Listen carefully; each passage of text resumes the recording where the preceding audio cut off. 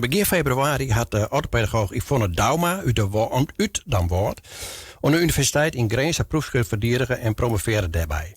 Haar proefschrift ging over inclusie in het onderwijs en bij mijn beheiding maar uit het reguliere onderwijs wijzen dat ze ik zit niet goed bij mijn beheiding, maar naar het reguliere onderwijs zodat er geen onderscheid meer is. En bij ons in de studio is Yvonne Dauma. Goedemiddag en welkom Yvonne. Nou, goedemiddag, dank u wel.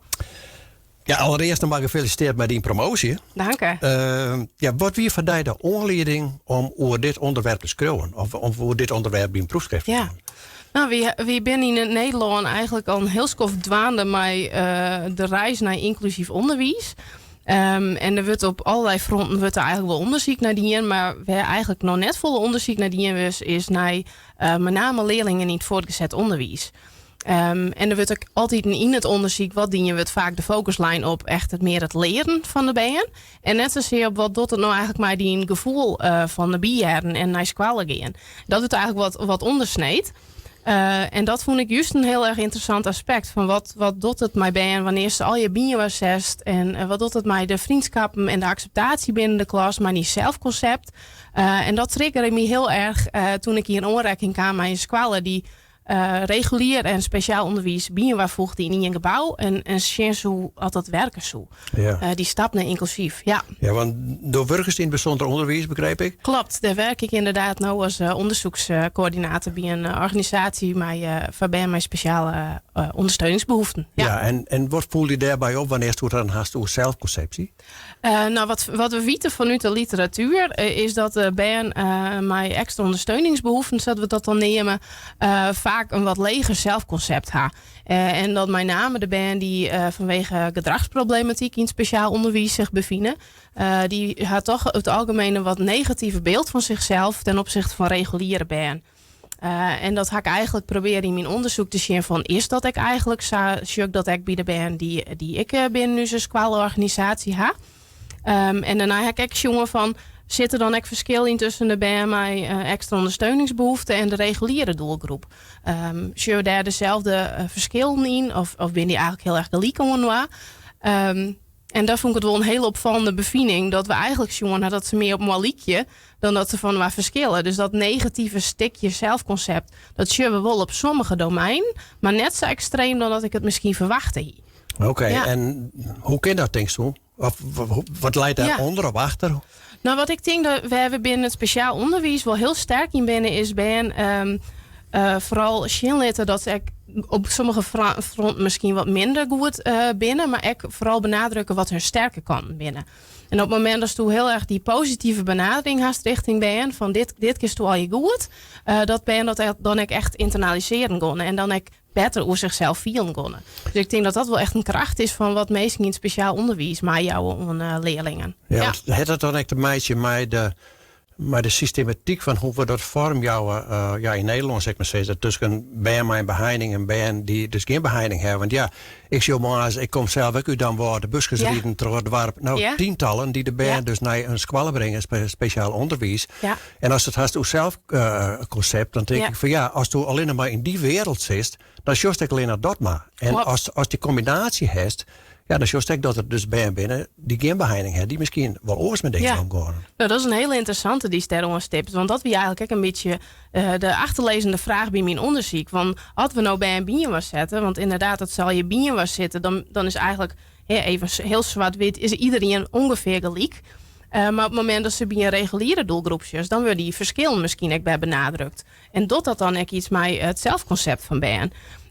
En dat voelt dus eigenlijk, in dat zicht voelt dat heel erg ta. Want we zeggen wel wat verschil erin, maar het wie net zo drastisch dan dat we eigenlijk dachten. En waarom komt het op het verschil tussen regulier en speciaal? En bij regulier leidt heel erg de nadruk vooral op het leerstik, op het academische stik. En bij speciaal onderwijs, tuurlijk door we daar een prut om leren, want daar ben we uiteindelijk squalen van. Maar daar zit ik heel erg naar de ontwikkeling van het sociaal-emotionele stik van het BN. Ik denk dat daar een heel nog wel verschil in zit en dat daar bij de kanten van wij leren kennen. Dus speciaal kun je misschien wat meer leren om het het leerstuk wat meer op te pakken. En van het regulier kind wat leren om het sociaal-emotionele stuk wat meer op te pakken. Dan ging dat in, we weet Hogeveen. Hogeveen, ja. Week, Ja. Die squala goed dat daar dan goed. Zoals daar dan verschil mij de band die daar dus together in de squala in regulier onderwijs en speciaal onderwijs. Dat die oors reageren dan of oors een oor beeld had dan waar het nog apart is.